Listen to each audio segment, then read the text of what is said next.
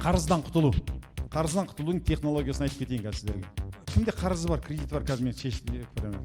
Айтыңыз, қанша қарызыңыз бар? 30 миллион. 30 миллион. Қарыздан құтылу. Қарыздан құтылудың технологиясын айтып кетейін қазір сіздерге. Біріншісі, мынандай сұрақ қоясың. Мен неден қорқып отырмын? Кімде қарызы бар, кредиті бар, қазір мен шешіп беремін. Айтыңыз, қанша қарызыңыз бар?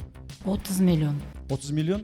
Енді неден қорқып отырсыз? Не болуы мүмкін? Неден қорқып отырсыз? Осы 30 миллион қарызым бар, осыны қайтара аламын ба, бұл өмірде қайтара алмайын ба, балаларыма тастап кетем ба, не болады деген нәрсені қорқып отыр. Енді соңы не болуы мүмкін? Енді не болуы мүмкін? Жазамыз. А, Б, В. Қайтара алмасаңыз не болуы мүмкін? Бірінші айтасыз. Өлтірмей ме? Жоқ. Отырғызбай ма түрмеге? Жоқ. Кейде болады, мысалы қарыз көп. Негізі мынаны қабылдап алыңыз миыңызға да. Бізді не нәрсе өлтірмейді, сол мені шынықтырады. Мені не нәрсе өлтірмесе, сол мені шынықтырады. Адам шынығу керек. Енді құтылу жолы. Үшінші сұрақ айтасыз, құтылу жолы. Қандай құтылу жолы бар? Енді отырып алып, осыны қағазға алып алып, прям жазу керек. Құтылу жолы біріншісі, банкада кредит болса, банк ең бірінші айтатыным қарыздан қашпау керек. Ол жеке тұлғадан алдыңыз ба, туысқаныңыздан алдыңыз ба, банкіден алдыңыз ба, қашпау керек. Қашқан сайын ол адамда сені қуалай түседі. Ол көлеңке сияқты қуалай түседі. Өзіңнің де үнемі депрессияда жүресің. Соны просто қарама-қарсы қарау керек та, адам қарау керек неменеге. Содан кейін жаңа кісіге мынаны жасап алғаннан кейін айтасыз, жаңа кісіге қарама-қарсы. Қазір көрсетемін қалай айтатынын. Бірінші айтасың, егер банкінікі болатын болса, отсрочка сұраймын. Жағдайды айтамын да түсіндіремін, отсрочка сұрайын. Екіншісі айтасың, бәленбай уақытқа бөліп сөйлеп сұрайын.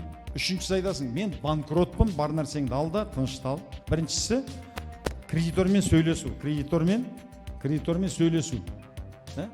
Сөйлесіп ашық немене, оған түрлі жолдарын ұсыну. Содан кейін оған бүйтіп айту керек. Ол туысқаның бола ма, банкың бола ма? Мен сізден қашып, лақтырып кетейін дейтін ойым жоқ. Мен тірі болсам қайтарамын. Менің мүмкіншілігім бар. Қанша ақша алдың, ол өзіңнің мүмкіншілігіне байланысты ғой. Біреу 30 миллион алады, біреу 300 мың алады, біреу 200 мың алады. Мен ешқайда қашып кету, көшіп кету, өзіме қол жұмсау деген немен жоқ. Егер сіз мені, енді бір ақ нәрсе өтініш, сіз мені қылқындыра бермеңіз. Қылқындыра берсеңіз, мен депрессияға түсуім мүмкін, стресске түсуім мүмкін, инфаркт, инсульт тағы бірдеңке болып, мен ауырып қалуым мүмкін, өліп қалуым мүмкін, сол кезде вообще ештеңке ала алмайтын боласыз. Мүмкіншілігі болса, хотя 1000 теңге болсын, 10 000 теңге болсын, бір қаншалық неменің кредит қарыздың мөлшеріне байланысты да, 1%, 2% болсын, соны беру керек. Міне мен бастадым, содан ақырын мұрсат берсеңіз, мен оны қайтарамын. Егер сіз болашағы бар, сұранысқа ие, өзіңізге ұнайтын кәсіпті таңдай алмай қиналып жүрсеңіз, төмендеген сілтемені басып, 2020 жылға арналған топ 300 саланы тегін жүктеп аласыз. Бірінші. Соңын екіншісі, айтасың, енді не істесем болады? Тағы да не істесем болады? Кәсіп бастайын, мына үйімді сатып жіберіп, қайтарайын, қарыз алайын, екінші бір кредит алайын деген сияқты тағы бір жолдарын жазасыз. Оны паниковать етпей, қайғыға ұшырамай, спокойно отырып, мидағы нәрсе жүрекке түспейінше, ми мен жүрек, ақылың мен қайратың екі жақ деп айтатыны, ақылыңа ғана сен демейді, абай. Қайратыңа ғана де сенбейді. Екі жақтап демейтін ақылың мен қайратың. Мына жүректегі бар нәрсе, кейде эмоция миға беріледі, кейдегі ойымыз, бір нәрсені қорықсақ, жүрегіміз тарсылдап кетеді. Солай ма? Болады ғой, бірдеңкені құрған ойлап қойдың, әлі саған немене болған жоқ. Мынау келіп бүгін қылқындырам екен, кредит деген кезде жүрегің дук-дук ете бастайды. Солай ма? Жүрегі атқақтап тұрған адам, қорқып тұрған адамға жөні түзу ой келмейді. Жүрегінде тыныштық, жанында жайлылық адамға жөні түзу ой келеді. Содан кейін бағана қорқып жүргеннің бәрі түкке тұрмайтын нәрсе екенін өзің қабылдайсың. Содан кейін жаның тынышталып, жүрегің тынышталып, жанында жайлылық, қолың дірілдемейді, жүрегің атқақтап тұрған жоқ. Сол кезде мына үшінші неменеге түсеміз. Жаза бастаймыз. Не істесе болады? Қарыздан құтылуға алғашқы жол сол. Басқа ештеңке емес. Қайсы қарызды құтылу керек, қайсының проценті көп? Негізгі қарыздың жақсы қарыз, жаман қарыз деген болады. Негізгі көбінесе қарыздың меніңше 90% біз понттан құтылған кезде құтыламыз. Понтпен жасалған қарыз. Ол мәжбүрлікпен жасалған емес. Үй сатып алу, көлік сатып алу, iPhone сатып алу, той жасау, қарыздардың 90% сондай қарыз, понт қарыз. Келісесіздер ме? егер фонд жоқ болған кезде қазақтың қарызы 90% аз болатын еді. Қарыз алып той жасаймыз, қарызға көлік аламыз, қарызға айфон аламыз, қарызға үйге ремонт жасаймыз, қарызға норка шуб аламыз, қарызға телевизор аламыз. Сол қарыз. Содан кейін депрессияда жүреміз. Фондтан құтылу керек, және оны айту керек адамдардың бәріне. Той жасаймын, мен осы айтасың, айналайын, тойыңа бара алмаймын, ештеме қоса алмаймын, қарызым былай.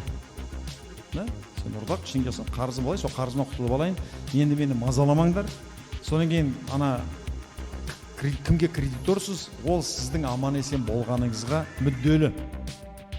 Мүдделі, сіздің деніңіздің сау болғанына мүдделі. Өйткені сіз ауырып қалсаңыз, бірдеңке болып қалса, оның қарызы бітті, жоғалды деген сөз. Соған кез келген кредитормен тіл табысуға болады, создыруға болады. Тіпті банк болса жартысын айту керек. Мынаны бәрін мен жаба алмаймын. Давайте жартысын списать етіңдер. Мені соттап жібергеннен, мені өткеннен ештеңе алмайсың. Мына үйді сатсаң, мынауың жаппайды. Мен баспанамды сатып алсаң да, жартысын ғана жабады. Давай жартысын списать етейік. Мен қалған қайтарып берейін. Осыны қайтарып берейін.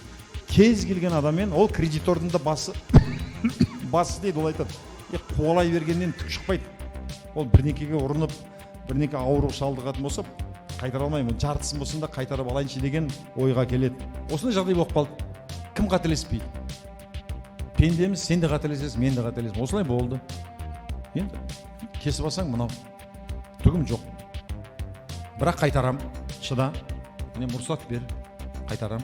Содан кейін айтасың, менің жүрегім тыныш немене болса, басым аман болса қайтарам, оны ақырындап қайтара бастайсың. Ал кредиторға сенің әйтеуір қайтарып бергенің маңызды. Бір жыл басында әлейін қорқытады, үркітеді, үйде сотқа берем, бүйтем дейді. Соны айтасың, одан не шығады саған? Сотқа бергеннен не шығады? Басында айтады, мен қазір жарты жылда қайтарып алам, бір жылда қайтарып алам, айтасың. Жоқ, мен 5 жылда қайтарам, 3 жылда қайтарам.